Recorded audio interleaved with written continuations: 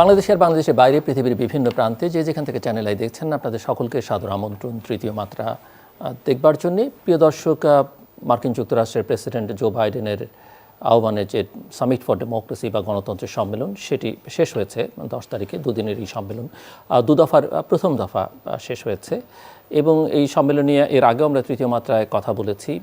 সম্মেলনের পূর্বে তিনটে প্রধান থিমকে কেন্দ্র করে এই সম্মেলন হয়েছে আমরা জানি। সবচেয়ে বেশি বাংলাদেশে যে প্রসঙ্গটি আলোচনা এসছে সেটাই হচ্ছে যে 100টিরও বেশি দেশকে আমন্ত্রণ জানানো হলেও বাংলাদেশকে এই সম্মেলনে আমন্ত্রণ জানানো হয়নি। কেন হয়নি বা সেটি নিয়ে পক্ষে বিপক্ষে নানান আলোচনা বাংলাদেশ থেকে আমরা দেখেছি। বাংলাদেশ সরকারের প্রতিক্রিয়া, বিশেষ করে পররাষ্ট্র দপ্তরের পক্ষ থেকে পররাষ্ট্রমন্ত্রীর একাধিক প্রতিক্রিয়া আমরা লক্ষ্য করেছি এই বিষয়ে।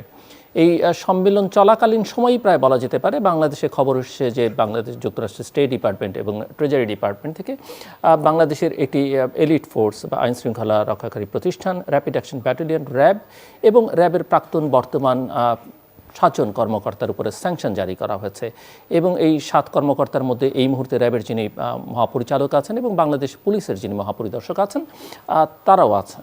এবং এই স্যাংশনে যেটি মোটা দাগে ধারণা করা যায়, স্যাংশনে হচ্ছে যে তারা যুক্তরাষ্ট্রে প্রবেশ করতে পারবেন না, ভিসা পাবেন না এবং সেই সঙ্গে তাদের যে সম্পদ আছে সেই সম্পদ যুক্তরাষ্ট্রে যে সম্পদ আছে সেই সম্পদ বাজেয়াপ্ত হবে যদি থেকে থাকে এবং যুক্তরাষ্ট্রের সঙ্গে যুক্তরাষ্ট্রের কোনো নাগরিক তাদের সঙ্গে কোনো ব্যবসা বাণিজ্য করতে পারবেন না, কোনো ট্রানজ্যাকশনে যেতে পারবেন না। মোটামুটিভাবে এরকমই এবং এটিও ধারণা মোটামুটি পাওয়া গেছে যে এই নিষেধাজ্ঞা মোটামুটি শুধু যুক্তরাষ্ট্রের মধ্যেই সীমাবদ্ধ নয়, এটি যুক্তরাজ্য এবং কানাডাকেও মানে তারাও প্রায় একই রকমের সিদ্ধান্তের দিকে যাবেন বা একই রকমের ক্রিয়াকর্ম আচরণ এই ব্যক্তিবর্গের সঙ্গে বা এই প্রতিষ্ঠানটির সঙ্গে করবেন। এবং সেই সঙ্গে তার পরের দিনই খবর আসছে যে বাংলাদেশের সাবেক সেনাপ্রধান জেনারেল আজিজ তারও ভিসা বাতিল করা হয়েছে যুক্তরাষ্ট্রে এবং তার উপরে এক ধরনের স্যাংশন আছে। আমরা লক্ষ্য করলাম সম্প্রতি আলোচনায় আসা সাবেক সদ্য পদত্যাগী প্রতিমন্ত্রী ডক্টর মুরাদ হাসান, তিনি কানাডা যাবার চেষ্টা করেছিলেন পদত্যাগ করে এবং কানাডা থেকে তাকে ফেরত পাঠিয়ে দেওয়া হয়েছে। তিনি দুবাইতেও ঢোকার চেষ্টা করেছিলেন, সেখান থেকেও তাকে ফেরত পাঠিয়ে দেওয়া হচ্ছে। একটির সঙ্গে আরেকটির যোগসূত্র আছে কিনা সেটি বলা দুরূহ, তবে অনেকেই মনে করেন যে এটি যুক্তরাষ্ট্রের একটি সামগ্রিক চাপ এবং দীর্ঘদিন ধরেই তারা এইসব বিষয় নিয়ে বাংলাদেশের হয়তো নানা কারণে তাদের সঙ্গে সম্পর্ক একটা টানাপোড়েন ছিল, তার একটা প্রভাব পড়তে শুরু করেছে এবং এটি সামনে আরও বড় আকারে হয়তো দেখা যেতে পারে বলে অনেকে আশঙ্কা প্রকাশ করছেন। তবে এর মধ্যে ভূ রাজনীতির প্রশ্ন আছে। চীন এবং যুক্তরাষ্ট্রের মধ্যে যে বৈরিতা, সেই বৈরিতার একটা প্রচ্ছন্ন বা প্রত্যক্ষ প্রভাবের মধ্যে পড়তে পারে আমাদের প্রতিবেশী দেশ ভারতেরও এই সব ক্ষেত্রে একটা ভূমিকা থাকতে পারে বলে অনেকে মনে করেন। ভারত যেহেতু যুক্তরাষ্ট্রের এই অঞ্চলের প্রধান মিত্র, সে কারণে এটি অনেকে মনে করে থাকেন। চীনের অবস্থান নিয়ে আমরা দেখেছি চীনা রাষ্ট্রদূত বাংলাদেশে তিনি গণতন্ত্র সম্মেলন নিয়ে তার প্রতিক্রিয়া ব্যক্ত করেছেন এবং এই স্যাংশন নিয়েও কথা বলেছেন, যেটি মোটামুটি যুক্তরাষ্ট্রকে এক ধরনের তিরস্কারই করেছেন এবং বাংলাদেশ সরকারের পক্ষে তার অবস্থানকে প্রকাশ করেছেন। মোটা দাগে এই সব বিষয় নিয়ে আমরা আজকে কথা বলবার চেষ্টা করব যে এই স্যাংশন, এই গণতন্ত্র সম্মেলনে ডাকা না ডাকার ইস্যু কিংবা সাবেক সেনা প্রধানের ভিসা বাতিল, একজন সাবেক মন্ত্রী বা বর্তমান সংসদ সদস্যকে বিভিন্ন দেশে ঢুকতে না দেয়, এর প্রভাব প্রতিক্রিয়া কী এবং এই অঞ্চলে ভারত চীনের যে বৈরিতা বা বিশ্বজুড়ে চীন যুক্তরাষ্ট্রের যে বৈরিতা, সেটি বাংলাদেশের রাজনীতিকে, অর্থনীতিকে, উন্নয়ন প্রক্রিয়াকে কীভাবে স্পর্শ করবে আগামী দিনে, সেই সব বিষয় নিয়ে আমরা কথা বলবার জন্য আমার সঙ্গে স্টুডিওতে রয়েছেন চীনে বাংলাদেশের সাবেক রাষ্ট্রদূত এবং Bangladesh institute of international and strategic studies বিজের সাবেক চেয়ারম্যান অ্যাম্বাসেডর মুন্সি ফয়েজ আহমেদ।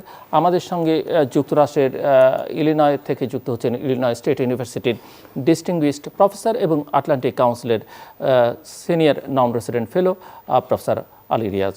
স্বাগত আপনাদের দুজনকে তৃতীয় মাত্রায়। ডক্টর আলী রিয়াজ, একটু আমি আপনার কাছ থেকে প্রথমে শুনতে চাইব যে এই যে গণতন্ত্র সম্মেলন যেটি হয়ে গেল যুক্তরাষ্ট্রের প্রেসিডেন্টের আহ্বানে, সম্মেলন থেকে আসলে সম্মেলনের ফলাফল কি দাঁড়ালো শেষ পর্যন্ত দুদিনের এই সম্মেলন শেষে? ধন্যবাদ জিল্লুর।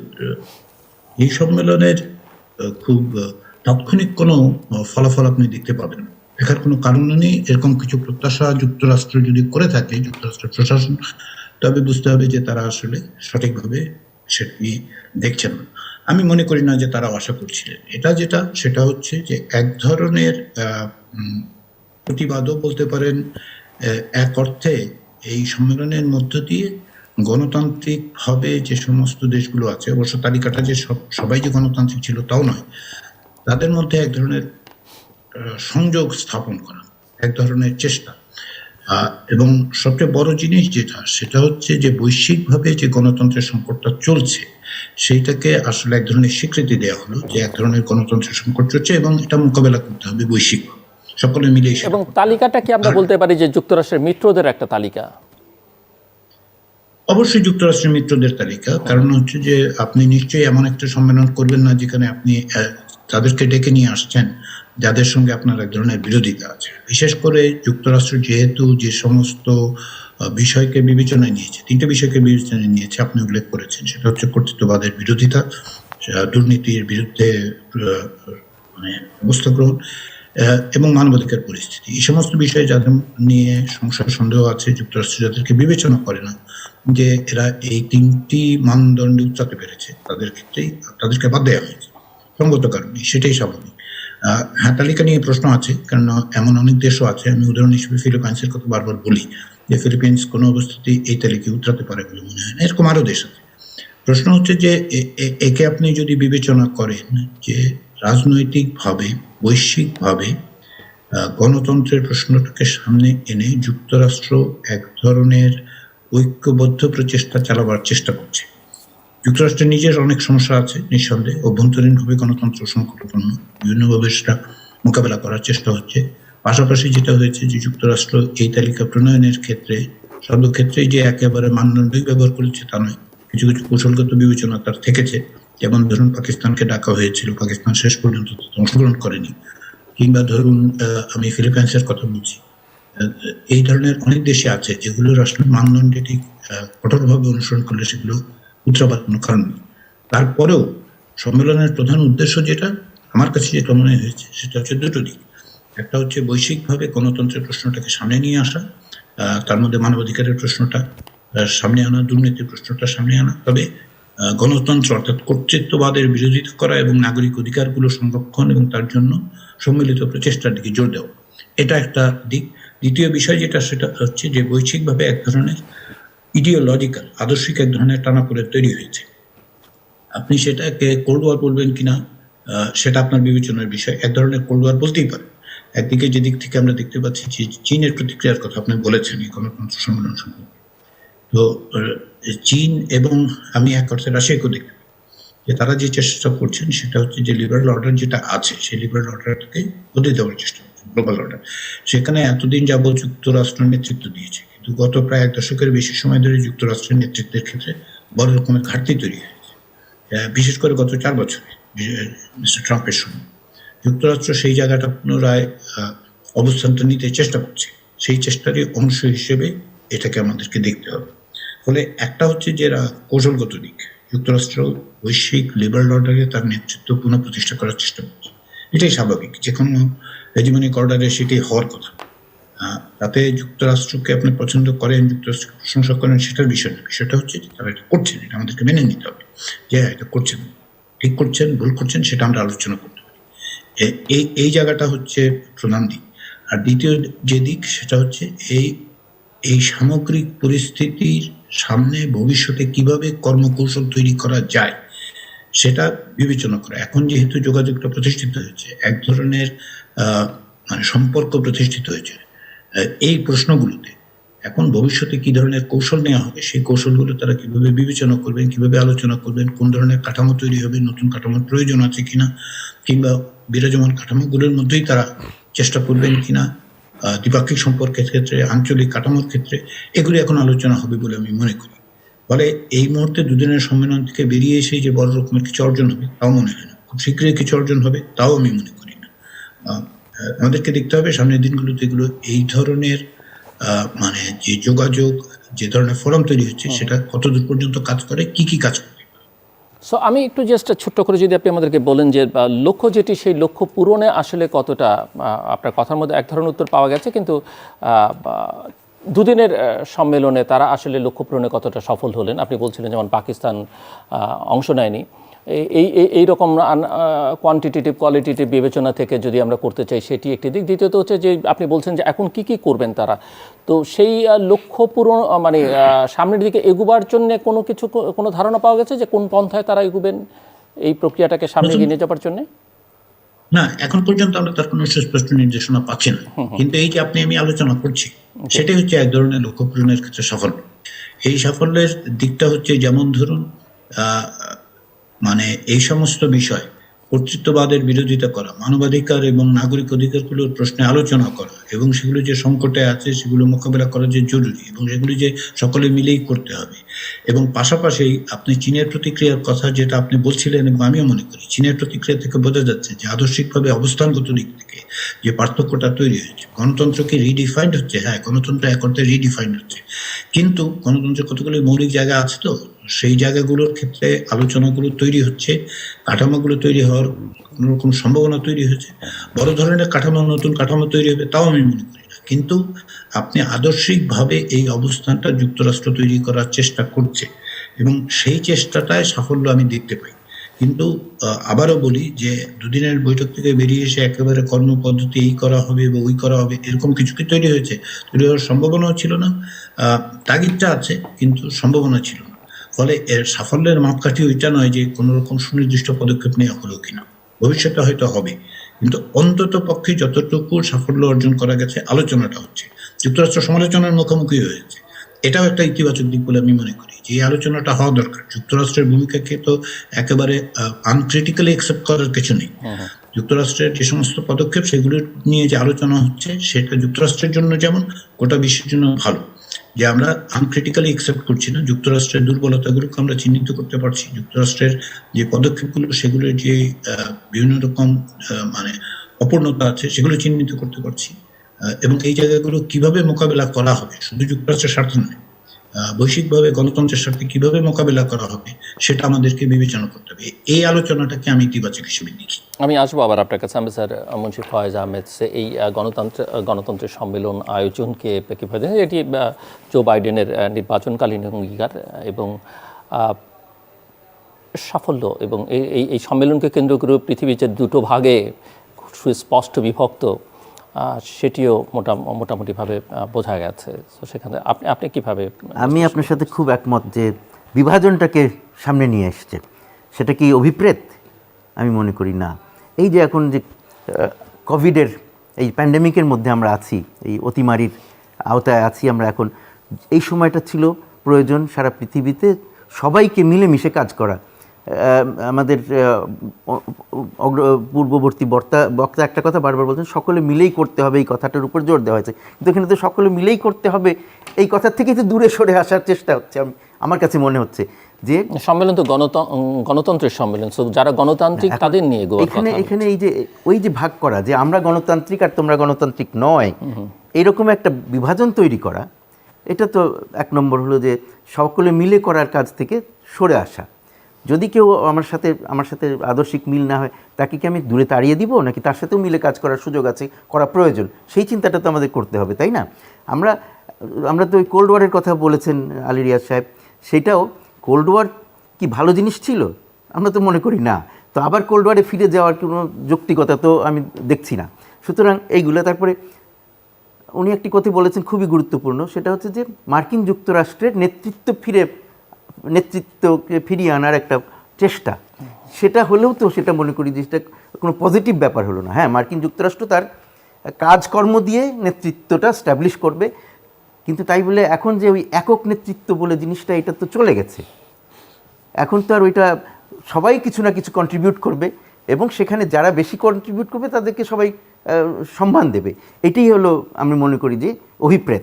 কিন্তু যদি জোর করে নেতৃত্ব, হ্যাঁ এই দেশগুলো আমার কথা শোনে, সুতরাং এই দেশগুলোকে তারা গণতন্ত্রী হোক বা গণতন্ত্রী না হোক তাদেরকে নিয়ে আমি একটা সম্মেলন করব, কারণ এরা আমার কথা শুনবে, আমি নেতৃত্ব দিলে এরা আমার সাথে থাকবে, এইভাবে যদি এই চিন্তা করা হয়ে থাকে, যেটা কথার থেকে বের হয়ে আসলো যে তার সাথে যারা আছে তাদেরকে নেওয়া, তো সেই যে এটা তো একটা বিভাজন নিশ্চয়ই। এর আগেও আমরা আরও অনেক উদ্যোগ দেখেছি বিভাজনের, যেটা হচ্ছে যেমন আমরা ইন্দো প্যাসিফিকের কথা বলছি, আমরা কোয়াডের কথা বলছি, এগুলো সবই বিভিন্ন রকমের এক্সক্লুসিভ অ্যারেঞ্জমেন্টস করার চেষ্টা এবং বিভাজন করার চেষ্টা। কতগুলো একটু বেশি লোককে নিয়ে একটা গ্রুপ তৈরি করা, কতগুলো একটু কম দেশকে নিয়ে গ্রুপ তৈরি করা, কিন্তু সব ক্ষেত্রেই এক্সক্লুশনের একটা ব্যাপার আছে এবং এখানেও সেটা আছে। আমি মনে করি যে এটা অত্যন্ত নেতিবাচক একটা দিক এই বিষয়ের। গণতন্ত্র নিয়ে আলোচনা হতেই পারে, কিন্তু সেখানে কাউকে বাদ দেওয়ার কি দরকার? সেই জিনিসটা এখন গণতন্ত্রের কোনো একটি সংজ্ঞা দিয়ে তো গণতন্ত্রকে সংজ্ঞায়িত করা যায় না, সেটা ঠিকও নয় এবং সেটা আমরা দেখছি প্রত্যেকটা দেশে আলাদা আলাদাভাবে গণতন্ত্র। এখন মার্কিন যুক্তরাষ্ট্রের মিত্র যারা, তারা সবাই গণতন্ত্রী এটা তো বলা যাবে না। যেমন মার্কিন যুক্তরাষ্ট্রের খুব ভালো মিত্র কারা? মিশর, খুব ভালো মিত্র সৌদি আরব এবং আরও অন্যান্য ওই এলাকার দেশগুলো। তাদেরকে তো ইনভাইট করেনি না, বলছি তারা তো মিত্র, কেমন, কিন্তু তাদের সাথে মৈত্রী কেমন করে হচ্ছে? গণতন্ত্র তাইলে একটা বড় কাঠামো নয়? কিন্তু তারা যে গণতান্ত্রিক না ইনভাইট করে, তো সেটিও বুঝিয়ে দেওয়া হয়েছে। এইখানে যখন এই কথা জিজ্ঞেস করা হলো অমুককে কেন ইনভাইট করা হয়েছে, অমুককে কেন ইনভাইট করা হলো না, তখন মার্কিন যুক্তরাষ্ট্র এটার একটা উত্তর দেওয়ার চেষ্টা করেছে, তাই না? তারা বলেছে না, আমরা কে গণতান্ত্রিক না এই ধরনের কোনো স্ট্যাম্প দেওয়ার জন্য এটা সামিটটা করি নাই, সেটা উদ্দেশ্য নয়। সবাইকে নিয়ে আমরা করার চেষ্টা করছি এবং সবাইকে একসাথে পাওয়া যাচ্ছে না, এরকম একটা যেই বিশ্লেষণ বা ব্যাখ্যা তারা দেওয়ার চেষ্টা করছে, সেই ব্যাখ্যাটা সবাই গ্রহণ করছে এটা মনে হয় না। তো এখন কথা হলো যে এই পৃথিবীতে এখন কি ভূ রাজনৈতিক বলি, যেভাবেই বলি, কিন্তু কতগুলো দেশ আছে যারা বেশি শক্তিশালী, যারা বেশি প্রভাবশালী, তাদের মধ্যে যদি বিভাজন তৈরি হয়, বড় রকমের বিভাজন তৈরি হয় এবং তারা যদি সেইভাবে পৃথিবীর অন্যান্য ছোট ছোট দেশগুলোকে যারা কম শক্তিশালী তাদেরকে যদি ভাগে ফেলে নিতে চায়, তাহলে কি সেটা একটা ভালো জিনিস হবে? নাকি যদি এই বড় বড় দেশগুলো নিজেদের যেসব ক্ষেত্রে তারা লোয়েস্ট কমন ডিনোমিনেটর যদি আমরা বলি, যেখানে যেখানে তারা কাজ করতে পারে একসাথে, সেইগুলো যদি কাজ করে তাদের সম্পর্কগুলোকে উন্নত করে, সেটাই কি আমাদের বেশিরভাগ দেশের জন্য, সারা পৃথিবীর জন্য বেশি মঙ্গলজনক নয়? সেই জন্য আমি মনে করি যে এটার আরেকটা উদ্দেশ্য থাকতে পারে। এই মুহূর্তে আপনারা দেখতে পাচ্ছেন যে মার্কিন যুক্তরাষ্ট্রের বর্তমান বাইডেন প্রশাসন তাদের কি বলা যায় জনপ্রিয়তার দিক থেকে সবচেয়ে নিচে অবস্থান করছে, অনেক নিচে চলে এসছে। সেটাও তাদের চিন্তার কারণ, সেটা নানান কারণে, কিন্তু সেখানে তারা নতুন একটা উদ্যোগ নিয়ে নিজেদেরকে, কিন্তু এটি তো ইলেকশনে মানে যখন ইলেকশনে তো অনেক কিছু বলা ছিল, বিজয়ী এটা তো আগে করেন নাই, তিনি করবেন, এটা এতদিন পরে করেছেন, এই সময় কেন করছেন? হ্যাঁ, এই যে সময়টা, তার পিছনে এরকম কোনো কারণ ছিল যে একটা নতুন ইয়ে তৈরি করা, কি বলে, রিইনভিগোরেট করা তাদের প্রচেষ্টাকে, সেটার জন্য কি এটা করছেন এখন? সেটা একটা হতে পারে, আমি বলছি না যে এটাই, কিন্তু এই চিন্তা মানুষের মাথায় আসতেই পারে। তো সুতরাং আমি মনে করি যে এই জিনিসটা যেভাবে করলে সবার জন্য মঙ্গলজনক হতো, সেইভাবে করা হয়নি এবং সেই জন্য এটা ভালো ফল যে পাবে আমি মনে করি না। এটা এখনও তো কোনো ফল পাওয়া যায়নি এবং ভবিষ্যতেও কাদের নিয়ে এই যে ডেমোক্রেসি বলে বা গণতন্ত্র বলে যে ইয়েটা করা হচ্ছে, ডেমোক্রেসি কি? একটা জিনিস সবাই আমরা বলি, ডেমোক্রেসি যে মানুষের কনসেন্ট নিয়ে যে সরকার রাষ্ট্র চলে, সেইটা কনসেন্ট কিভাবে প্রমাণ হয়? মানুষের সমর্থন, কতগুলো দেশে কি পরিমাণ সমর্থন আছে। পশ্চিমা বিভিন্ন রকমের স্টাডির থেকেই বোঝা যায় যে চীন, যেখানকার যাকে আমরা বলছি যে আধিপত্যবাদী বা অগণতান্ত্রিক, সেই সরকারের প্রতি তাদের দেশের মানুষের 70% বেশি মানুষের সমর্থন আছে। সেই মাপে মার্কিন যুক্তরাষ্ট্রের সরকারের তো সেই রকমের সমর্থন নাই। তো সুতরাং এগুলো সবই খুব আরবিট্রারি হিসাব নিকাশ, তাই না? কিন্তু কথা হলো যে আরেকটা যেমন ইয়ে হয়, মানুষের কল্যাণ। কোনো রাষ্ট্র যদি মানুষের কল্যাণের চিন্তা করে, মানুষ তার পলিসি নীতি ইত্যাদি সবই যদি মানুষের কল্যাণের জন্য চিন্তা করে এবং বেশি মানুষের কল্যাণের জন্য চিন্তা করে, সেটা বেশি গণতান্ত্রিক। তো সেই জিনিস যদি দেখি, সেটা কি বেশিরভাগ দেশে হচ্ছে? আমি তো সেরকম দেখতে পাচ্ছি না। সুতরাং আমি মনে করি যে এইটা খুবই আরবিট্রারি এবং এতে আমার মনে হয় না যে খুব বেশি কোনো বড় রকমের কোনো ফল আসবে। প্রফেসর আলী রিয়াজ, 2-3টা বিষয় বলি। ব্যারিস্টার ফয়েজ কয়েকটা প্রশ্ন তুলেছেন। গণতন্ত্রের সংজ্ঞা নিয়ে আলোচনাটা হয়, এই আলোচনাটার মধ্যে প্রায়শই বলা হয় যে গণতন্ত্রের কোনো সর্বজনীন সংজ্ঞা নেই। এটা ঠিক, কিন্তু কতগুলো ফান্ডামেন্টাল প্রিন্সিপালস আছে। আপনি যেভাবেই বিবেচনা করেন, গণতন্ত্রের 4টা ফান্ডামেন্টাল প্রিন্সিপালকে আপনি অস্বীকার করতে হবে। দীর্ঘদিন ধরে রিপাবলিক তৈরির পদ্ধতির মধ্য দিয়ে এই জিনিসটা তৈরি হয়েছে যে গণতন্ত্রের 4টা ফান্ডামেন্টাল প্রিন্সিপাল। একটা প্রশ্ন রাখি আপনাকে, আপনি বলছেন যেহেতু প্রশ্নটা রাখি, রিপাবলিক হলেই কি, রিপাবলিকান সিস্টেম বা রিপাবলিক হলেই কি সেটা গণতন্ত্র হচ্ছে? না, আমি তা বলিনি কিন্তু। আচ্ছা, না, যে রিপাবলিকের আমি তা বলিনি। আমি বলেছি যে রিপাবলিক তৈরির পথ প্রক্রিয়ার মধ্য দিয়েই এই আলোচনাগুলো হয়েছে। ধরুন একাডেমিক্যালি হয়েছে এবং বিতর্কের মধ্য দিয়ে হয়েছে, প্রক্রিয়ার মধ্যে দিয়ে হয়েছে। 4টা ফান্ডামেন্টাল প্রিন্সিপালের দিকে তাকান, তাহলে বোঝা যাবে। এর মধ্যে প্রথম কথাটা হচ্ছে পপুলার সভারেন্টির প্রশ্ন, জনগণের সার্বভৌমত্ব। কোনো ডিভাইন পাওয়ার আসলে ডিটারমাইন করবে না, নাগরিকরা ঠিক করবেন, জনগণ ঠিক করবেন, তাই তো? এই যে ধরেন ইউরোপে চার্চের সঙ্গে যে বিরোধ, সেই বিরোধী আপনি বলেন, কিংবা ধরুন পরবর্তী সময় রাষ্ট্রগুলো যেভাবে গড়ে উঠেছে, সেই গড়ে ওঠার ক্ষেত্রে একটা বড় জিনিস যেটা তৈরি হয়েছে, সেটা কেবল ওয়েস্টার্ন এক্সপিরিয়েন্স। আপনি যে কোনো সময় যে কোনো জায়গায় দেখলে দেখবেন যে পপুলার সভারেন্টির প্রশ্নটা, নাগরিকের সার্বভৌমত্বের প্রশ্নটা হচ্ছে 1 নম্বর প্রশ্ন যে কোনো ক্ষেত্রে, গণতন্ত্রের ক্ষেত্রে। 2 নম্বর বিষয় যেটা, সেটা হচ্ছে যে রেপ্রেজেন্টেশন। আপনি কনসেন্ট অফ দ্য গভর্নড, আপনি কনসেন্ট আছে কি নাই, প্রশ্নটা হচ্ছে যে কনসেন্টটা কি প্রতিদিন নেওয়ার বিষয় না, কিন্তু পিরিয়ডিক্যালি হলেও তো আপনাকে কনসেন্টের ব্যাপারটা নিশ্চিত করতে হবে। 3 নম্বর বিষয় যেটা, সেটা হচ্ছে অ্যাকাউন্টেবিলিটি, যেটা হচ্ছে জবাবদিহির ব্যবস্থা করা। আপনি যখন বলছেন যে হ্যাঁ 70% লোকে চীনে পছন্দ করে, কিন্তু জবাবদিহির ব্যবস্থাটা কি? ধরুন জবাবদিহি মানে তো কেবলমাত্র ভার্টিক্যাল নয়, হরাইজন্টাল বটে না, ভার্টিক্যাল তো নয়, কেবলমাত্র 5 বছরের নির্বাচনের কথাই তো বলা হচ্ছে না। একটা সোসাইটিতে অ্যাকাউন্টেবিলিটির বিভিন্ন রকম পথ পদ্ধতি তৈরি হয়, তার মধ্যে একটা অন্যতম গুরুত্বপূর্ণ বিষয় হচ্ছে হরাইজন্টাল, সেটা হচ্ছে যে সোসাইটিতে এমন কিছু মানে প্রতিষ্ঠান থাকবে, সেটা সাংবিধানিক প্রতিষ্ঠান থাকবে। উদাহরণ হিসেবে আপনি বলুন যে মানবাধিকারের প্রশ্ন বলুন, আপনি যদি ইসের কথা বলেন, বেসিক্যালি অ্যান্টি করাপশনের কথা বলেন, সমস্ত রকম ক্ষেত্রে। এবং সবচেয়ে বড় জিনিস হচ্ছে যে শুধু সাংবিধানিক ব্যবস্থা, সিভিল সোসাইটির মধ্যে থেকে প্রত্যেকটা নাগরিক যেন সংগঠিত হতে পারে।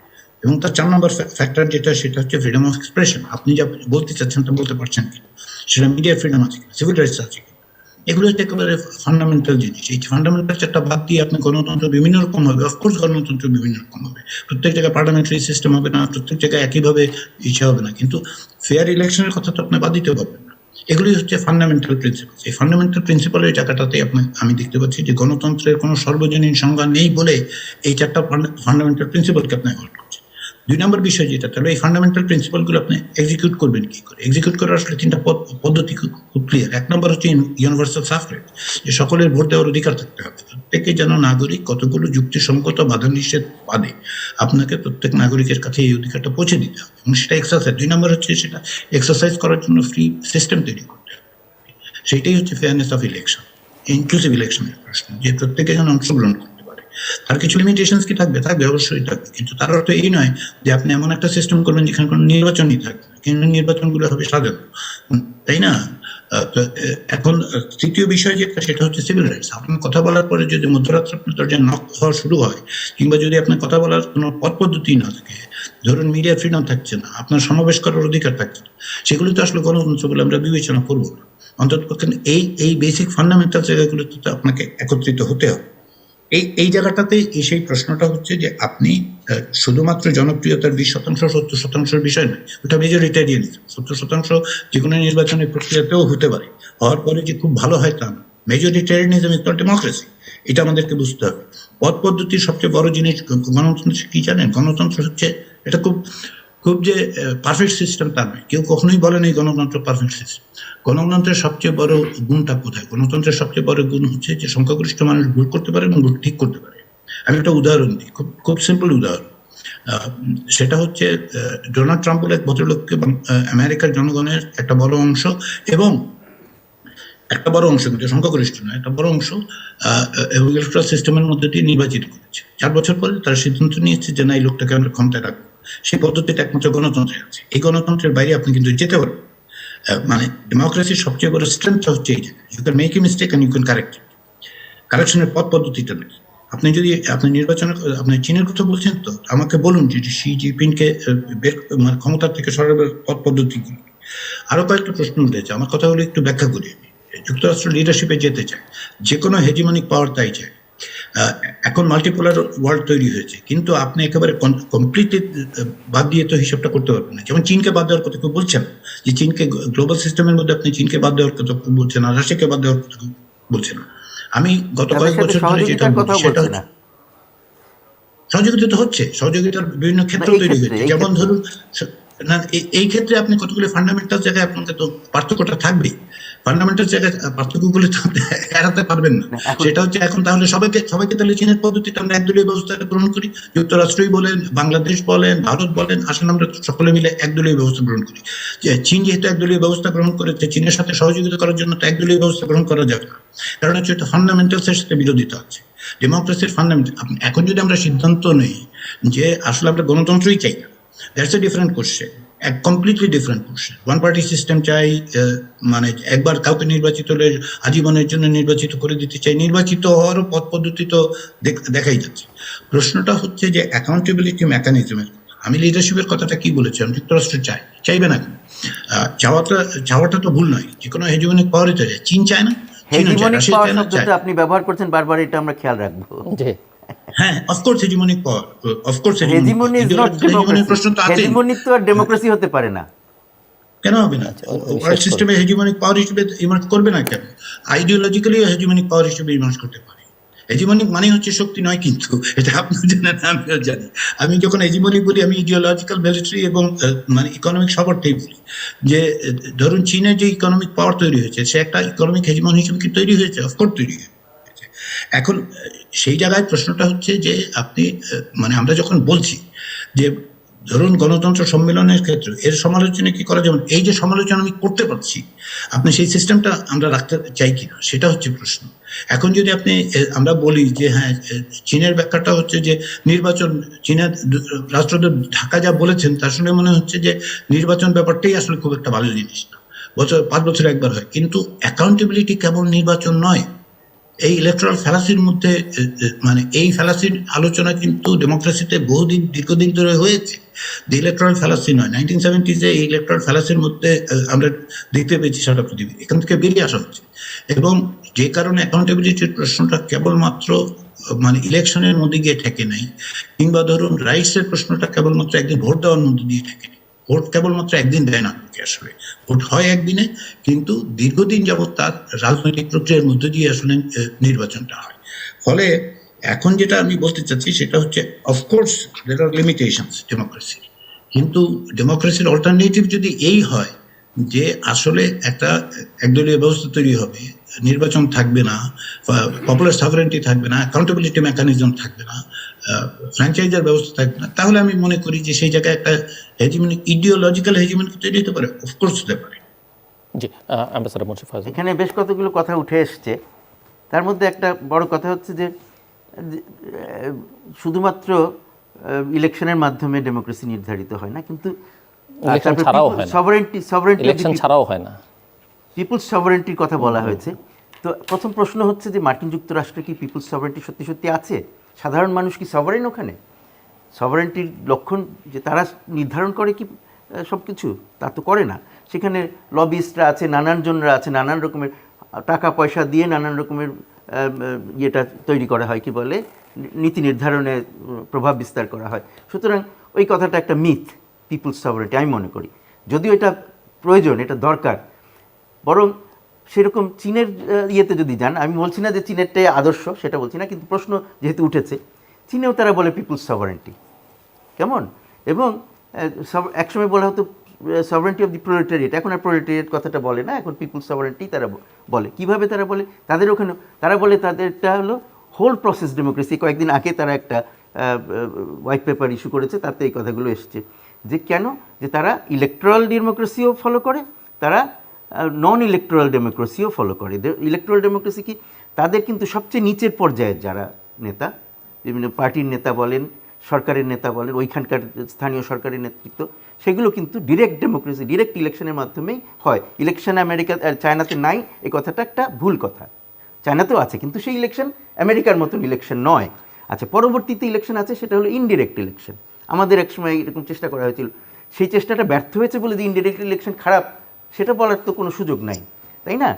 ইনডিরেক্ট ইলেকশনে তারা কি করে, তাদের সেখানে পরবর্তী লেভেলের যে এই যে প্রথমে যে নেতৃত্ব তৈরি হলো তারা পরবর্তী লেভেলের নেতৃত্ব ইলেক্ট করে এবং এইভাবে তারা শেষ পর্যন্ত ন্যাশনাল পিপলস কংগ্রেসে যায় অথবা পার্টির পলিট ব্যুরোতে যায়। আর পার্টির পলিট ব্যুরো যেহেতু বিভিন্ন লেভেল থেকে ইলেক্টেড হয়ে আসে, সুতরাং সেইখানে সেই মানুষ পরিবর্তন হওয়ার বিভিন্ন পদ্ধতি আছে। ডেমোক্রেসিতেও যেমন অনেক সময় ভায়োলেন্ট পদ্ধতিতে মানুষের নেতৃত্ব পরিবর্তন হয়, যদিও সেটা ডেমোক্রেটিক না, কিন্তু ডেমোক্রেসিতেও সেটা হয়। আবার যেমন মার্কিন যুক্তরাষ্ট্রের মতন দেশেও তো আমরা দেখলাম 6 জানুয়ারি, তাই না? সেটা কি ছিল? আচ্ছা, তারপরে কি বলে যে ইয়েতেও কি বলে ওই চীনা ডেমোক্রেসিতেও ভায়োলেন্ট ওয়েতেও নেতৃত্ব পরিবর্তন হয়েছে, কিন্তু আবার নন ভায়োলেন্ট ওয়েতেও নিয়মিত নেতৃত্ব পরিবর্তন হয়েছে গত কিছু বছর ধরে দেখেছি আমরা। তারপরে এখন দেখা যাচ্ছে কি আবার নতুন করে তারা একসময় তাদের যেটা ছিল নেতৃত্ব দীর্ঘস্থায়ী হতো, কিন্তু পরবর্তী তারা ঠিক করেছিল যে এত দিনের বেশি একজন নেতৃত্ব করতে পারবেন না, সেই জিনিসটা থেকে আবার সরে আসার একটা লক্ষণ দেখ। কিন্তু সেটাও তো তাদের ডেমোক্রেটিক প্রসেসেই তারা ঠিক করছে, তাদের যে পদ্ধতি আছে সেইভাবেই তারা ঠিক করছে, তাদের পার্টি কংগ্রেসে তারা এগুলো ঠিক করছে এবং পার্টিতে বিভিন্ন গ্রুপিংস আছে, সব কিছু আছে। সুতরাং ওইভাবে দেখলে, আর তাছাড়া পার্টিসিপেশনের কথা বলা হচ্ছে যে পিপল কীভাবে সুপারভিশন করে, সেখানে যেটা অন্য বেশিরভাগ সোকল ডেমোক্রেটিক কান্ট্রিতে কিন্তু নেই। কিন্তু চীনে আছে, যখন কোনো একটা আইন তৈরি হয় সেই আইনটার ড্রাফটটা আগে পিপলদের কাছে সেটা করে দেওয়া হয়, কি বলা যায়, তাদের কাছে পাঠিয়ে দেওয়া হয় বিভিন্ন পর্যায় থেকে যাতে তারা মতামত দিতে পারে। তো সেই জিনিসগুলো তো বেশিরভাগ সোকল ডেমোক্রেটিক কান্ট্রিতে নাই। কিন্তু আমি একটু অন্য প্রসঙ্গ যেতে চাই, কিন্তু এই কথাটা শেষ করে নিই। সুতরাং যদি আমরা বলি যে কাগজে কলমে কি আছে, কাগজে কলমে চায়নাতে ডেমোক্রেসি আছে, কারণ তারা সেটা বলে। মার্কিন যুক্তরাষ্ট্রেও কাগজে কলমে ডেমোক্রেসি আছে। সভারেন্টি অফ দি পিপল আছে কিনা আমি মনে করি যে sovereignty of the people is better practice in China than in the United states of America, because সাধারণ মানুষটাই হচ্ছে চায়নার সমস্ত পলিসি হলো পিপল সেন্ট্রিক, যদিও পিপলরা প্রত্যেকদিন পলিসি নির্ধারণ করে না, কিন্তু পিপল সেন্ট্রিক। আর তাদের সুপারভিশনের আরেকটা ব্যবস্থা হলো যে তারা নিয়মিত যে কোনো লেভেলে তাদের ক্রিটিসিজম তারা পৌঁছে দিতে পারে, সেটার জন্য বিশেষ ব্যবস্থা আছে, বিভিন্ন চ্যানেল। আমার হাতে খুব বেশি সময় নেই, যে কারণে আমি এই বিতর্কটা খুব বেশি এগুতে দিতে চাই না। প্রফেসর আলী রিয়াজ, জাস্ট একটা পয়েন্ট অ্যাম্বাসেডর ফয়েজ যেটা বলেছে সেটা খেয়াল করুন। চীনের গণতন্ত্র হচ্ছে, উনি নিজেই বলেছেন, আমরাও জানি, সেটা হচ্ছে যে ওই ফার্স্ট ইয়ারটা ডিরেক্ট, বাকি পুরোটাই হচ্ছে ইনডিরেক্ট। ফার্স্ট ইয়ারে কি আসলে কম্পিটিটিভ? না, কম্পিটিটিভ নয়। কিন্তু এইটাই এখানে ইনফরমেশনের অভাব আছে বলে মানুষ ভুল বোঝে। এখানে ইনফরমেশনের অভাব আছে বলেই মানুষ ভুল বোঝে, কারণ ওখানে একেবারে যে কেউ ক্যান্ডিডেট হতে পারে, যে কেউকে নির্বাচিত করা যেতে পারে। আপনি যদি ফার্স্ট ইয়ার না, এটা ফার্স্ট ইয়ার না, ফার্স্ট টিয়ার, ইয়েস, আমি ফার্স্ট ইয়ার আপনি বলেছেন ফার্স্ট ইয়ার, একেবারে লোকাল লেভেলের, এর বাইরে কোনো ডাইরেক্ট ইলেকশন নেই। না, এর বাইরে ডাইরেক্ট ইলেকশন সাধারণত হয় না। সাধারণত না, পদ্ধতিগতভাবেই আমি আপনি জানেন পদ্ধতিগতভাবেই, মানে এটা সম্ভব নয়। চাইনিজ পলিট ব্যুরোর মেম্বার হওয়ার জন্য ইলেকশনে মানে পার্টির ভেতর থেকে বাইরে থেকে সে কম্পিট করতে, বাইরে থেকে কি সম্ভব না। ফলে এইটা আমাদের, সেটাই আমি বলছি যে আপনি আসলে ওয়ান পার্টি সিস্টেমের যে প্রফেসটা করছেন, যেখানে সমস্যাটা হচ্ছে যে একটু অ্যাড করি, ওয়ান পার্টি সিস্টেমের কথা বারবার বলা হচ্ছে। হ্যাঁ, ওয়ান পার্টি ডমিনেশন ডেফিনেটলি, সে সম্বন্ধে কোনো সন্দেহ নাই, কিন্তু সেখানে আরও অন্তত 8টা পার্টি আছে যাদেরকে বলা হয় ডেমোক্রেটিক পার্টিজ। কেমন, তারা কিন্তু ইয়েতেও তাদের ন্যাশনাল পিপলস কংগ্রেসে তাদের কিছু অল্প কিছু আছে, কিন্তু তাছাড়াও আরেকটা বডি আছে যেটাকে তারা বলে, কি বলে, একটা ডায়ালগের ব্যবস্থা আছে সেখানে, যেটা Chinese people's political consultative conference বলে একটা বডি আছে, যেখানে বিভিন্ন রকমের, শুধুমাত্র পার্টিজ না, বিভিন্ন ইন্টারেস্ট গ্রুপসকে নিয়ে সেখানে আলোচনার ব্যবস্থা আছে। এই বিষয় নিয়ে আমরা ভবিষ্যতে আরেকদিন বিস্তারিত আলোচনা করব। প্রফেসর আর কিছু যোগ করতে চান এই প্রসঙ্গে? না, আমি অনুমান করছি আপনি অন্য বিষয়ে মুভ করতে চাচ্ছেন। জি, না আমি মুভ করতে চাচ্ছি যেটি এই গণতন্ত্র সম্মেলনের সঙ্গে সঙ্গেই আরেকটি খবর যেটি যুক্তরাষ্ট্র থেকে এসেছে, যে বাংলাদেশের র্যাব এবং 7 জন র্যাবের বর্তমান প্রাক্তন কর্মকর্তার বিরুদ্ধে যে স্যাংশন এবং সাবেক সেনাপ্রধানের ভিসা বাতিল, কিংবা সাবেক প্রতিমন্ত্রী কানাডাতে ঢুকতে না পারা, কিংবা হয়তো একটির সঙ্গে আরেকটি সম্পর্ক নেই, কিন্তু সামগ্রিকভাবে এটি বাংলাদেশের জন্যে, বাংলাদেশের ভাবমূর্তির প্রশ্ন বলি, বাংলাদেশের সঙ্গে এইসব রাষ্ট্রের সম্পর্কের প্রশ্ন বলি, কি প্রভাব ফেলছে বলে মনে করেন, বা কেন এই ধরনের সিদ্ধান্ত নেওয়া হচ্ছে বলে আমরা সরকারের প্রতিক্রিয়া দেখেছি, এবং সেখানেও একটু খুব একটা ভালো প্রতিক্রিয়া তারা ব্যক্ত করেনি। স্বাভাবিকভাবেই তাদের প্রতিক্রিয়া খুব খুশির একটা প্রতিক্রিয়া হবে, এটা তো মনে করার কোনো কারণ নাই, তাই না? কিন্তু এখানে আমি মনে করি যে এই জিনিসটা যে করা হয়েছে, খুব কি চিন্তা ভাবনা করে করা হয়েছে এই ব্যাপারে আমার একটু সন্দেহ আছে। তবে একটা জিনিস হয়েছে যে আপনি বললেন যে ডেমোক্রেসি বা ইত্যাদি, তারপরে বাংলাদেশ, এর মধ্যে বিভিন্নভাবে বাংলাদেশকে অ্যাপ্রোচ করা হয়েছে। মার্কিন যুক্তরাষ্ট্র, ভারত, তারা যেসব যেই ধরনের জোটগুলোতে আছে সেখানে বাংলাদেশকে আরও একটু টেনে আনা, বাংলাদেশকে আর একটু ঘনিষ্ঠ করার চেষ্টা করা। বাংলাদেশ সেখানে অতটা উষ্ণতা দেখায় নাই, এইসব কারণে বাংলাদেশের উপর একটা চাপ সৃষ্টির কি চেষ্টা করা হতে পারে, সেটা আমি একটা মনে করি যে এটা হয়ে থাকতে পারে। আরেকটা জিনিস আমি মনে করি, আপনি কি মনে করেন এটি যুক্তরাষ্ট্র এবং ভারতের যৌথ চাপ মনে হচ্ছে আপনার কাছে? মানে যুক্তরাষ্ট্র তো সরাসরি, বাট মানে ওইভাবে যে ইয়ে করে করা হয়েছে তা না, কিন্তু ওইগুলোর একটা ফল আউট হিসেবে এটা আমি দেখতে চাচ্ছি আর কি। আরেকটা 1 নম্বর। 2 নম্বর, যে এই মুহূর্তে যেহেতু এই জিনিসগুলো হচ্ছে, দেখতে পাচ্ছে কিছু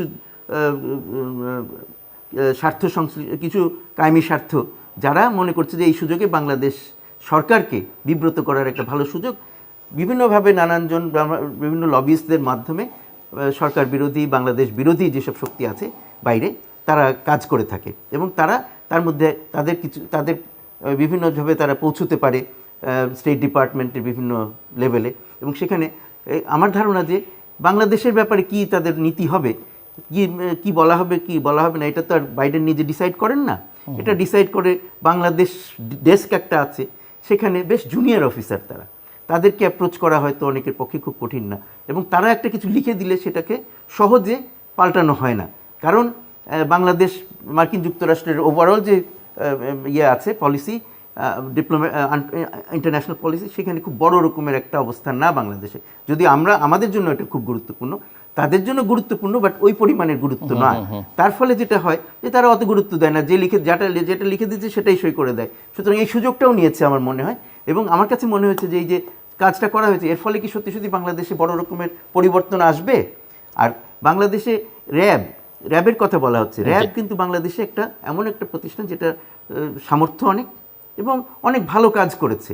তার মধ্যে একেবারে যে কোনো কিছু তাদের সমালোচনা করার মতন কিছু নাই, এটা আমি বলবো না, আছে, এবং সেগুলোর অনেক ক্ষেত্রে সরকার পদক্ষেপও গ্রহণ করছে।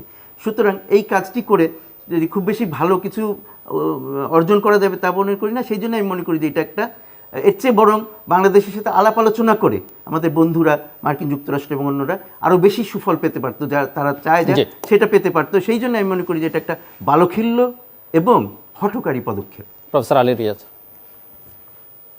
যুক্তরাষ্ট্রের পক্ষ থেকে এই পদক্ষেপ গ্রহণের পটভূমিকাটা যদি আমরা দেখে যাই, দীর্ঘদিন ধরেই তো আসলে র্যাপিড অ্যাকশন ব্যাটালিয়ন এবং র্যাপিড অ্যাকশন ব্যাটালিয়নের বাইরেও বাংলাদেশের মানবাধিকার পরিস্থিতি নিয়ে আন্তর্জাতিকভাবে বিভিন্ন রকম আলোচনা তো দীর্ঘদিন যাবৎ হচ্ছিল।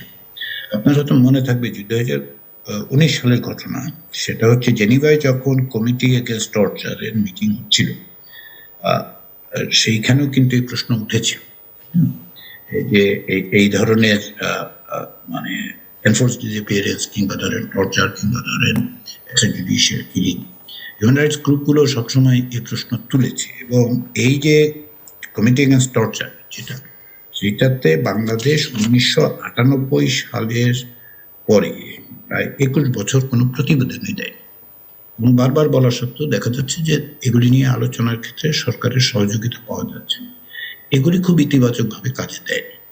হ্যাঁ, যেমন ধরেন একই ব্যাপার আমি যদি ওয়ার্কিং গ্রুপ যেটা আছে, ইউএনের ওয়ার্কিং গ্রুপ, বাংলাদেশ তার পার্ট নাই, তো ইউএন ওয়ার্কিং গ্রুপ যেটা এনফোর্স ডিসঅ্যাপিয়ারেন্স বা ইনভলেন্টারি ডিসঅ্যাপিয়ারেন্স যেটাকে আমরা বলবো, তারা একসময় একটা তালিকা দিয়ে বলেছিল যে 61 জনের গুমের হিসাব আছে, এবং তারা বাংলাদেশের কাছে বারবার জানতে চেয়েছে 2011 সালের মে, 2016 সালের 9 মার্চ, 2017 সালের 22শে জানুয়ারি, 2017 সালের 29শে জুন, হ্যাঁ।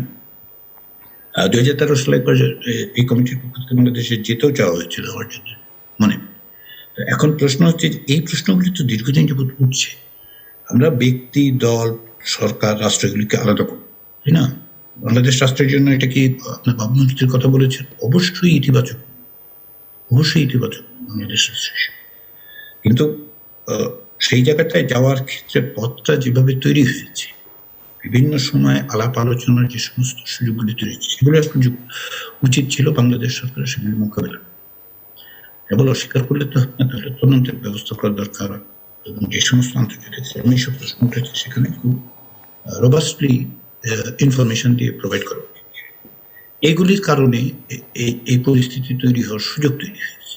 আলাপ আলোচনার পথ পদ্ধতি নিশ্চয়ই আছে, এবং আমার ধারণা যে যুক্তরাষ্ট্রের পক্ষ থেকে অকস্মাৎ সিদ্ধান্ত নেওয়া হয়, এই সিদ্ধান্ত গ্রহণের একটা প্রক্রিয়া তো আছে। আমি ঠিক মনে করি না যে বাংলাদেশ স্তরের জুনিয়র অফিসার একটা নোট লিখে দিয়েছেন, তাতেই কেউ একজন সই করে দিয়েছে। এটা খুব সিরিয়াস ডিসিশন এবং কোঅর্ডিনেটেড ভাবেই হয়েছে। কারণ আপনি একই সময় অন্যান্য দেশের কিছু ইম্পোজ করা হয়েছে, হিউম্যান রাইটস ডেটা বেছে নেওয়া হয়েছে, কিংবা ধরুন এই গণতন্ত্র সম্মেলন যখন চলছে তখনকার কথা বেছে নেওয়া হয়েছে। So there must be a coordinated effort. তো এই যে সম্মিলিত চেষ্টার জায়গাটা তৈরি হওয়ার যে পথ পদ্ধতি বা মানে প্যাথওয়ে, পথরেখা, সেটা আসলে একটু বোঝা দরকার যে কেন এই পরিস্থিতি তৈরি হলো। এটাকে মোকাবিলা করা যেত। মোকাবিলা করার পথ পদ্ধতির মধ্যে একটা হচ্ছে এই অভিযোগগুলোকে তদন্ত করা, এবং আন্তর্জাতিক যে সমস্ত প্রতিষ্ঠানগুলো আছে, ইউএন এর কমিটি আছে, আর কি জেনেভায় 2019 সালের বৈঠকের সময় এগুলি আসলে ব্যাখ্যা করা যেত। কেবল অস্বীকৃতি দিয়ে কাজ হবে না। ফয়জও বলেছেন যে র্যাবের কিছু কিছু ঘটনা আছে। তো এখন প্রশ্ন হচ্ছে যে এই পথ পদ্ধতির মধ্যে যাওয়ার কারণ মানে অ্যাভয়েড করা হলো। আপনি ইম্প্যাক্টের কথা বলেছেন, যেগুলো আমি ব্রিফলি বলি, ইম্প্যাক্ট তো হবেই, একটা ইম্প্যাক্ট হবেই। এখন ইম্প্যাক্টের মাত্রাটা কি হবে সেটাই আসলে দেখার বিষয়। যে ডক্টর রিয়াজ, অ্যাম্বাসাডার ফয়েজ যেটি বলছিলেন যে এই যে কোয়াড, আইপিএস, অকাস, এগুলোর একটা এই যে তারা নানান জোট করছে যুক্তরাষ্ট্র, বা সেগুলোর মধ্যে বাংলাদেশকে টানার চেষ্টা হয়েছে, তিনি বলছিলেন ভারতও এখানে আছে, সব মিলিয়ে এটির একটি কারণ প্রভাব, যেহেতু বাংলাদেশ সেই অর্থে এই বিষয়ে ইতিবাচক সাড়া দেয়নি, এটি উনি বলছিলেন। আর এই ঘটনার পরে কোনো বিশ্লেষক আবার বলছেন, যখন এই স্যাংশন আরোপ হলো, যে যুক্তরাষ্ট্রের দিক থেকে এটি কি অনেকটা চীনের দিকে বাংলাদেশকে ঠেলে দেওয়া হলো কিনা, যেটি যুক্তরাষ্ট্রের জন্য ইতিবাচক নয়, সেটিও কোনো বিশ্লেষক বলছেন। সো এই দুটো বিষয় একটু আপনার যদি ছোট করে আমাদেরকে বলেন আপনি। যুক্তরাষ্ট্রের সঙ্গে বাংলাদেশের সহযোগিতার ক্ষেত্রগুলো ব্যাপক। একটা জিনিস আপনাকে মনে রাখতে হবে, শুধুমাত্র একটি ক্ষেত্রে তো আর নয়। যেমন ধরুন নিরাপত্তার প্রশ্নে যুক্তরাষ্ট্রের সঙ্গে ব্যাপক সহযোগিতা আছে। বাংলাদেশ যদি আপনার দেশ হিসেবে দেখেন, যুক্তরাষ্ট্র হচ্ছে বাংলাদেশের সবচেয়ে বড় মার্কেট, তাই না? বাংলাদেশের সঙ্গে যে ট্রেড ব্যালেন্স যদি দেখেন, ট্রেড ব্যালেন্স আসলে বাংলাদেশের ফেভারে। তাহলে বাংলাদেশের সাথে আসলে বিভিন্ন ক্ষেত্রে সহযোগিতার ক্ষেত্রগুলো আছে, এবং সেই সহযোগিতার ক্ষেত্রগুলো সম্প্রসারিত করার চেষ্টা হচ্ছে। বিজনেস কাউন্সিল বলেন, ধরেন ডায়ালগ হচ্ছে, বাইলেটারাল ইসে, এই ফোরামগুলো তো কলাপস করে যাচ্ছে না। এই সহযোগিতার ক্ষেত্রগুলো থাকবে। ফলে কেবলমাত্র যে আইপিএস এ যুক্ত না হওয়ার কারণেই যুক্তরাষ্ট্র এরকম একটা সিদ্ধান্ত নেবে আমি তা মনে করি। এই সমস্ত কৌশলগত বিবেচনা কি থাকবে? অবশ্যই আছে, অবশ্যই আছে। এখন বলতে পারেন আমি সমর্থন করি, আমি যখন কখনো বলি যেটা অবশ্যই আছে, কেউ কেউ এটা ভুল বোঝেন যে আমি এটা সমর্থন করছি। সমর্থন করাটার বিষয় না। বাস্তবতা হচ্ছে যে এইখানে যে মানে রিজিয়নাল ডাইনামিক্স তৈরি হয়েছে, হ্যাঁ, চীন চেষ্টা করছে তার প্রভাব বলয় বিস্তার করার জন্য, এবং ভারত যুক্তরাষ্ট্রের এতদিনকার পলিসিতে বাংলাদেশ দেখা হয়েছে থ্রু দিল্লি। এখন কি তাহলে তারা বাইরে গিয়ে দেখার চেষ্টা করা হচ্ছে? বাংলাদেশকে আলাদা হিসেবে বিবেচনা করা হচ্ছে যে এখানে একটা চাইনিজ ইনফ্লুয়েন্স কনফ্রন্ট করার জন্য বাংলাদেশকে যুক্তরাষ্ট্র, ওয়াশিংটন আলাদাভাবে বিবেচনা করছে, সম্ভবত করছে। সেটা একদিক থেকে ভালো, কিন্তু এই জায়গায় আমি একটু সাবজেক্টিভ, একদিক থেকে ভালো। বাংলাদেশের এখনকার যে জিও পলিটিক্যাল ইম্পর্টেন্স, সেক্ষেত্রে দিল্লি হয়ে আসার কোনো কারণ নেই। বা ধরুন বেজিংয়ে যাওয়ার জন্যই বলেন আর ওয়াশিংটনে যাওয়ার জন্যই বলেন, দিল্লির চোখ দিয়ে ওয়াশিংটন কেন বাংলাদেশকে দেখে? Bangladesh is a very important country, Jio politically, Jio strategic দিক থেকে।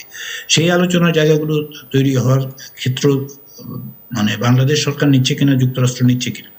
আপনি সর্বশেষ যেটা বলেছেন যে এটা কাউন্টার প্রোডাক্টিভ হতে পারে, হতেই পারে, যে কোনো স্টেপ আসলে কাউন্টার প্রোডাক্টিভ হওয়ার বিষয় আছে। এই অঙ্কটা নিশ্চয়ই যুক্তরাষ্ট্র করেছে যে যুক্তরাষ্ট্রের জন্য এটা কাউন্টার প্রোডাক্টিভ হতে পারে। এই মেজারটা নেয়ার ক্ষেত্রে অন্যান্য বিবেচনাগুলো নিশ্চয়ই কাজ করেছে, এবং সেই কাজ করার ক্ষেত্রে যদি এটা কাউন্টার প্রোডাক্টিভ হয়, ব্যাকফায়ার করে, যেটা বলা হচ্ছে চীনের, সেটা শুধুমাত্র এই একটা কারণে কি হবে? মানে শুধুমাত্র একটা কারণেই বাংলাদেশ চীনের দিকে ঝুঁকে যাবে, এটা কি হয় নাকি? যে যুক্তরাষ্ট্র বাংলাদেশের একটি প্রতিষ্ঠানের বিরুদ্ধে পিউনিটিভ অ্যাকশন নিয়েছে, সাথে সাথে বাংলাদেশ তার সমস্ত ফরেন পলিসি, তার ওরিয়েন্টেশন চেঞ্জ করে অন্যদিকে চলে যাবে, এবং বাংলাদেশ এই স্টেকটা নেবে, তার সবচেয়ে বড় মার্কেটের ক্ষেত্রে, সবচেয়ে বেশি সিকিউরিটি কোঅপারেশনের ক্ষেত্রে থাকা সত্ত্বেও নেবে। যারা বলছেন তাদের আন্ডারস্ট্যান্ডিংটা আমি বুঝতে পারি। এবং দেখুন, প্রায় বছরখানেক আগে জিলুর মানে সেলফ রেফারেন্সিং খুব খারাপ, মানে আমার খুব পছন্দের জিনিস না, কিন্তু অ্যাটলান্টিক কাউন্সিলের একটা ইস্যুতে আমি ব্লগে আমি লিখেছিলাম যে যখনই ইন্ডিয়ার সাথে একটা টানাপোড়েন হচ্ছে, আমি বলছিলাম যে মানে ফলো বাংলাদেশ, ওইখানে চীনের সাথে একটা টেনশনের জায়গা তৈরি হচ্ছে বছর দেড়েক, প্রায় 1.5 বছর আগে। তো এখন তো আমরা তাই দেখতে পাচ্ছি যে একটা আপনার বক্তব্য অনুযায়ী ambassador Faiz is a very respected person, ওনার ইন্ডিকেশন থেকে যে এক ধরনের টেনশন হচ্ছে। এইটা রিজনের, এই রিজনে হচ্ছে, রিজনের বাইরে হচ্ছে।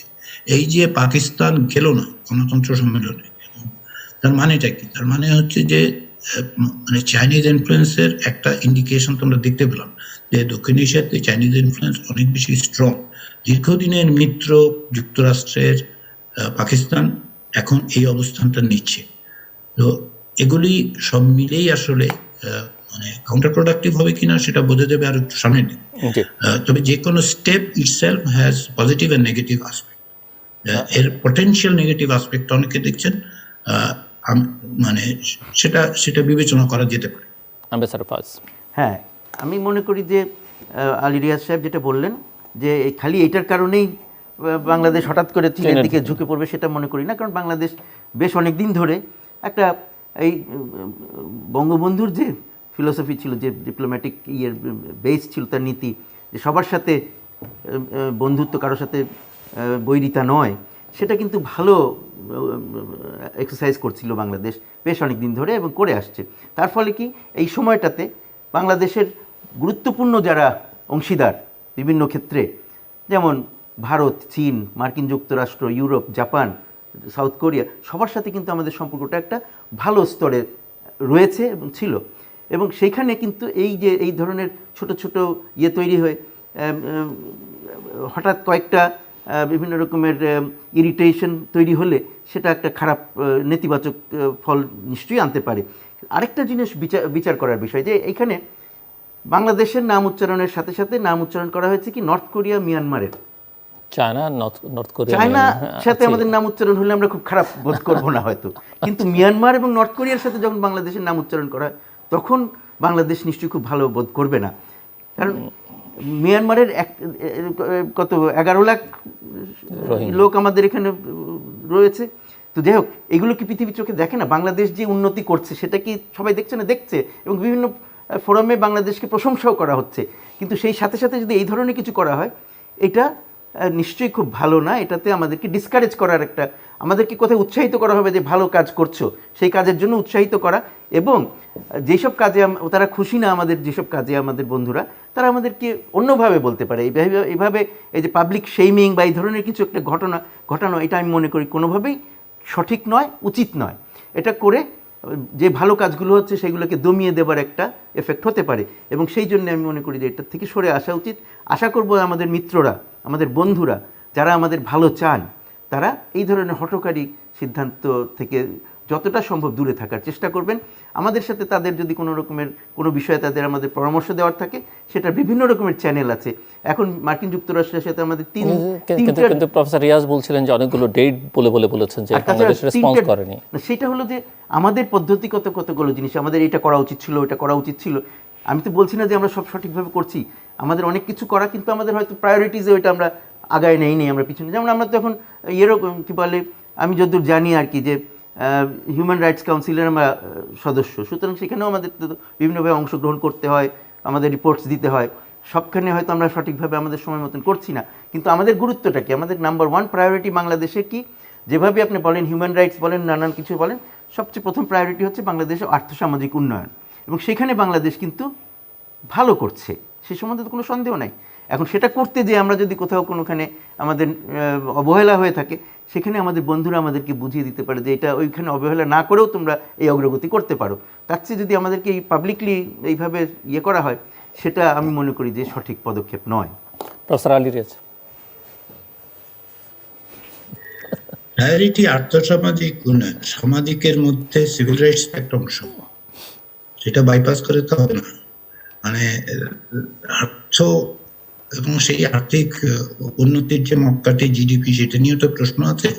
ডিসপ্যারিটি বাড়ছে মানুষের মধ্যে ভয়াবহ রকম, মানে দরিদ্রের সংখ্যা কমেছে, দারিদ্রের হার হয়তো কমছে, কিন্তু ডিসপ্যারিটি তো বাড়ছে, তাই না? সেগুলি নিয়ে আমরা অন্যভাবে আলোচনা করতে। প্রশ্নটা হচ্ছে যে এখন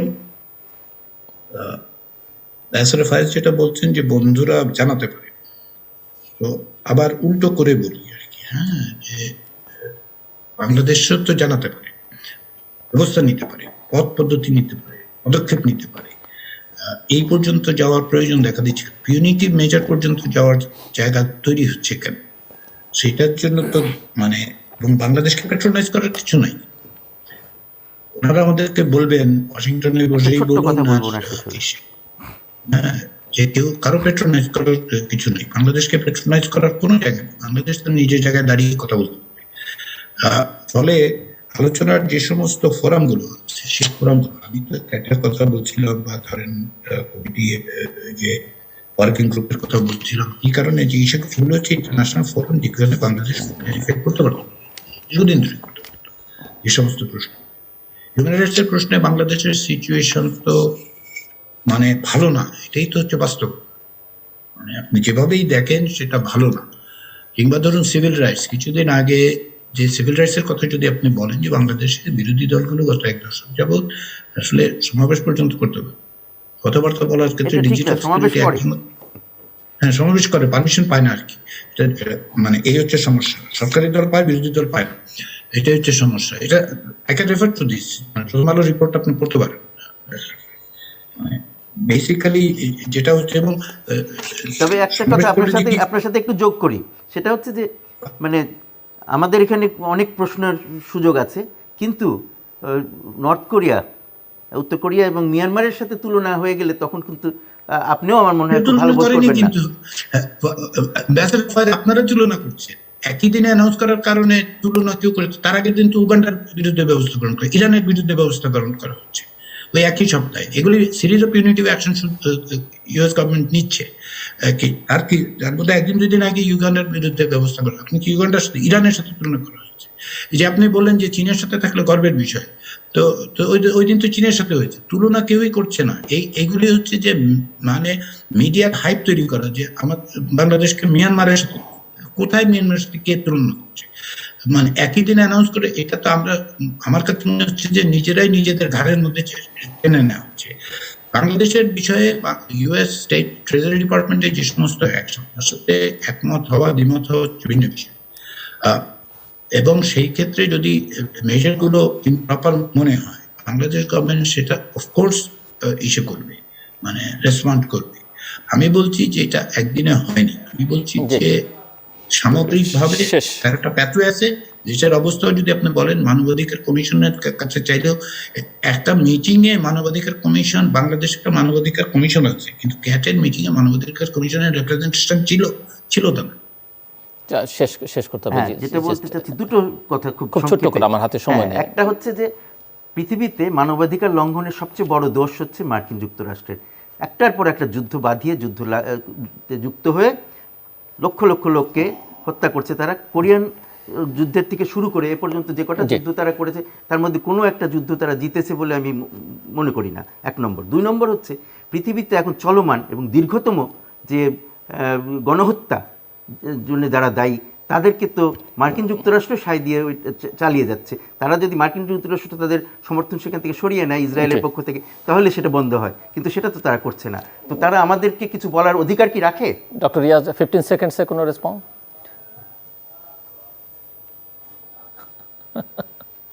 আমার ইনএডিকুয়েসি যদি থাকে সেটা জাস্টিফাই করার জন্য অনেক ইনএডিকুয়েসির দিকে তাকাবার দরকার নেই। যুক্তরাষ্ট্রের ভূমিকা প্রশ্নবিদ্ধ। যুক্তরাষ্ট্র বিভিন্ন রকম তার পররাষ্ট্র নীতির ক্ষেত্রে ইসরায়েলের প্রসঙ্গ বলেছেন তো, ইসরায়েলের ব্যাপারে যে ডুপ্লিসিটি ইউনাইটেড স্টেটস, এটা অ্যাবসোলুটলি হরেবল, আনএক্সেপ্টেবল। এই নিয়ে কোনো সংশয় সন্দেহ নেই। যুক্তরাষ্ট্রের ফরেন পলিসি এবং ওয়ারমঙ্গারিং অ্যাবসোলুটলি মানে ডিপ্লোরেবল। কিন্তু প্রশ্ন হচ্ছে যে এটা তো গতকাল বললাম না, আজকে বলতেছি যতক্ষণ পর্যন্ত ততক্ষণ পর্যন্ত যুক্তরাষ্ট্র ঠিকই আছে, কিন্তু যেদিনই মানে যুক্তরাষ্ট্র আমাকে ক্রিটিসাইজ করবে সেদিন আমি যুক্তরাষ্ট্রকে ক্রিটিসাইজ করার সময় এইটা বেসিক্যালি এটা সত্যি না, এটা সত্যি না। অনেক ধন্যবাদ প্রফেসর। সেলফ ডিফেন্সের মতো মনে হয়। অনেক ধন্যবাদ প্রফেসর ডক্টর আলী রিয়াজ এবং অ্যাম্বাসেডর মুন্সি ফয়েজ আহমেদ আমাদের সঙ্গে আলোচনায় অংশ নেবার জন্য। দর্শক, কথা হচ্ছিল মার্কিন যুক্তরাষ্ট্রের আহ্বানে গণতন্ত্রের সম্মেলন নিয়ে। বাংলাদেশের জন্ম হয়েছে ভোটাধিকারের আকাঙ্ক্ষা, গণতন্ত্রের আকাঙ্ক্ষা নিয়ে, এবং বাংলাদেশের মানুষ গত 50 বছরই নানা সময় নানাভাবে গণতন্ত্রের জন্য লড়াই করেছে, সংগ্রাম করেছে, এবং গণতন্ত্রের জয় হোক সেটি মানুষের প্রত্যাশা। যুক্তরাষ্ট্র থেকে কিছু বিষয়ে স্যাংশন এসেছে কতিপয় ব্যক্তি একটি প্রতিষ্ঠানের বিরুদ্ধে, এবং এই ধরনের নানা উদ্যোগ, নানা সমালোচনা পৃথিবীর বাইরে থেকে বিভিন্ন সময় আসে, প্রশংসাও আসে, কথাও সত্যি। কিন্তু মূল কথা হচ্ছে যে আমরা বাইরের কথা বাদও যদি দিই, এই যে মানবাধিকারের প্রশ্ন, দুর্নীতির প্রশ্ন, গণতন্ত্রের প্রশ্ন, ভোটাধিকারের প্রশ্ন, দেশের মানুষ কীভাবে দেখছে সেটি কিন্তু বিবেচনায় নেওয়া উচিত। দেশের ভেতর থেকে এই বিষয়ে কী বক্তব্য, এবং সেটিও বিবেচনায় নেওয়া দরকার যে আসলে সেই বক্তব্য রাখবার পরিবেশটা বাংলাদেশে আছে কিনা, কখনো ছিল কিনা, বা থাকলেও কীভাবে ছিল বা আছে, সেগুলো কিন্তু অত্যন্ত গুরুত্বপূর্ণ বিবেচ্য বিষয়। দর্শক, আমাদের সঙ্গে থাকবার জন্য অসংখ্য ধন্যবাদ। আপনাদের সবার জন্য শুভকামনা।